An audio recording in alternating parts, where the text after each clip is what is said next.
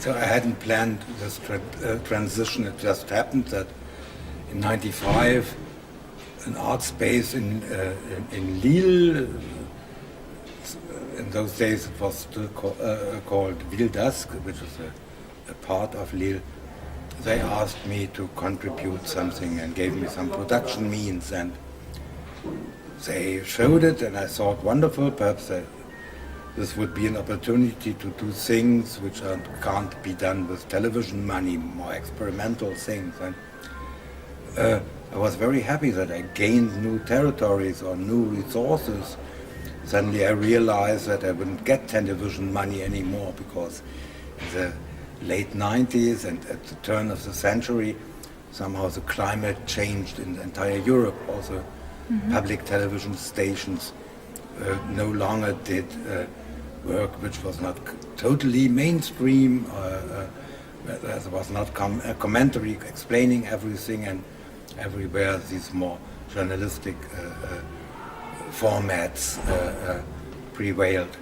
And also the cine clubs and independent cinemas and so on, also they became more mainstream. And if I make a film today, I can perhaps show it in festivals worldwide, but there are perhaps 5 cinemas in Germany which would show it also. So therefore I'm very happy that in art spaces, it's not so much galleries, it's more art spaces, places, let's say, what we are experiencing here with Haus der Kultur in der Welt, that they are having something on the documentary, and you see that people from totally different formations are gathering. There are people interested in film, but also in literature, in discourse, urbanism, whatever, music, and so on. And these new developments have created spaces which are, in many cases, far more interesting than the old film clubs, where you were very specialized. And so I'm quite happy about this development, and also you have, in many cases, more liberties than you had when working for television. That was an option that, from the beginning on, I started to experiment with 2 screens also, which is interesting, and I'm still in an experimental stage. I always try to find new reasons for 2 screens or for multiple screens. In some cases, I made works which, like this deep play about soccer, where it really doesn't matter so much if you just watch 3 minutes or 125 or so, because it's more about the principle that you have the depiction of one event in 12 different formats and different approaches, technically, aesthetically, and so on. And that's far more interesting to compare them than to watch the program. But I also make works that still have a strong linearity, in which you really have to see them from the beginning to the end, otherwise you don't really get it. From the beginning on, I think already in my very early films, I always had a very repetitive structure. Somehow it has to do with the belief that you can only create structure via repetition, of course, as music does it. And this is something anti-linear, something circular in a kind. And therefore, it's not totally inappropriate for me to work in this field. So very often galleries, especially, or art spaces, they do a big thematic exhibition, and then they want to show a film of mine, like Videograms of a Revolution, which I did with Andrei Užička about the Romanian Revolution, and it's nearly 2 hours long. They want to show it on a little monitor, and this is very strange. It's more like a symbolical presence. Who can ever watch, let's say, standing in a gallery for 1.5 hours or 2 hours work? That doesn't make so much sense. So usually I advise them, couldn't you show something shorter in your context? But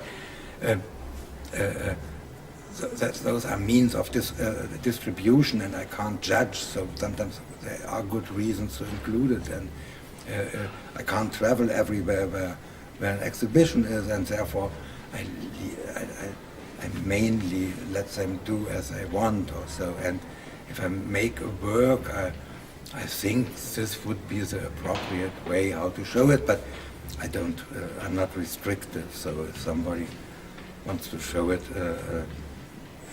sometimes also art spaces have cinema-like spaces. They have a cubicle, and there you sit on benches and it's projected, and this is nearly like cinema. So you can sit down and watch it for 15, 25 minutes or so. Right now on the airport in Tempelhof, in this new exhibition, Weltausstellung, The World is Not Fair, there I also have a little pavilion which is like a teeny tiny porn cinema. So you have some benches and a small screen, and there you can watch it. Mm-hmm. So there's so manifold ways how to show it. Therefore, it's very flexible, and not, I don't restrict it to one mode. Of course, there are limitations. So works, we have some manuals which we send around and say this should only be shown on monitors, or this should be beamed, or whatever.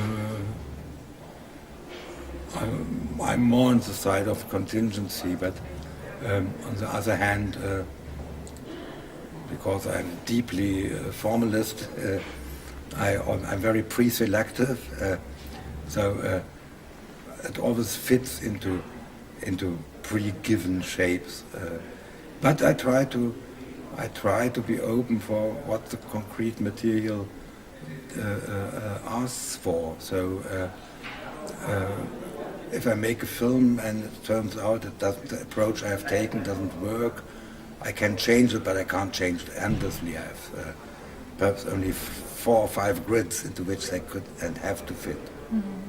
I think there's a very simple reason. So all the other art forms through art history, let's say since Impressionism also, representation has become so difficult, and the reference to the real world and so on is so multifaceted that it's very difficult to approach it. So how can you really try to cover the social with paintings or etchings or so? That's really difficult, because the entire self-criticism of art history and so on interferes, and because film, and especially documentary film, is not yet in this elaborated state in which the poetics are really precise, and where you really have this critical view on everything. So let's say, yesterday I wanted to quote something by Bresson. I have not done it, there was no time left, but so Bresson is perhaps one who comparably to visual arts is really on the state of composition in detail, what you would expect from somebody in visual arts also. But generally that's not the case, and therefore it's a good approach to get to the real world, or to have this relationship to the political, social, and so on. Therefore it's just the approach also for the artists themselves. If they take these means, and then they still can deal with so-called reality, which also leads to strange things, that many things which would never be possible in elaborate film lovers scene suddenly are possible in galleries also. So the history of cinema and film criticism is repeated in a way in the art spaces nowadays. To say it less ambitiously, things without bad television are also in art spheres, in art spaces. Unluckily not. So when I started making films in the 60s, and I think till the end of the 70s, for the first decade, I was so busy with how the world should be, that I did not really watch the world how it was. And yesterday we showed Wildenhahn's film, who shot how people are celebrating Christmas in 68. So in 67 he filmed it and completed the film in 68. And in those days I wouldn't have found it interesting to cover daily life or just to register a phenomenon. Unluckily, I was so busy with idealistic projections that I did not have this interest in the real. From then on, I started to deal with it, and luckily, with all these strange things that the office world has become so prominent, and all the other phenomena of post-industrialism also have fascinated me a lot, and I dealt a lot with that. But so now already some time has passed, so I'm doing it for some decades, and the question in what kind of world are we living, which are the driving forces, the undercurrent or the obvious ones, this is still unbelievably interesting field. So all these changes in life, also in attitudes, fashions, and so on. So it's an ongoing process and hasn't lost its momentum. Yeah. That's also not totally new. I know these debates also from the 60s and so on, but you're right, but I can't align this question with images of the world. I don't know in which sense it is taken for a landmark. For me it was a kind of landmark because my aim to be theoretical or to produce ideas with films, and not by producing them on paper and then translating them into film, but to create something with the means of film, somehow seemed to succeed, and probably it had only to do with the fact that I was a little bit ahead. So a bit later Virilius' book about war and cinematography came out, and this idea about Blickpolitik, the politics of the view, the ethics of the view, and so on, all that was elaborated later. When I did it, even those terms did not exist. Also, they had all these things had been generated in the fields I was observing and communicating with people about them, but they were not yet fixed, and therefore this film seems to be something new also. And I'm very happy I made it. It's probably the most ambitious work I ever did. I don't know if I'm not ambitious enough since, or if I'm hesitant and try to avoid these main works and try to be more peripheral. Not these huge manifestos, better small little contributions. That is more my attitude nowadays, but I don't know why. I realized in those days, let's say in the post-68 years and days, that I'm deeply a formalist, so probably admiring the Russian avant-garde also. For Mayakovsky didn't start a poem with the text, he started with a rhythm. And in this sense, I'm a formalist. So when we wrote little pamphlets or leaflets and somebody corrected it, just caring about the content, and for me the form and the rhythm was so important, so I felt hurt by it, which I found also ridiculous and so on, but in this sense I'm a formalist. I think that it has to do with probably that's also partially that's also a very old-fashioned belief that the true and the, as if something is truer when it rhymes than if not. So then when it rhymes, then gods have already designed it to be said also, and otherwise it's arbitrarily spoken. So probably there's also something old-fashioned about this assumption in my case. So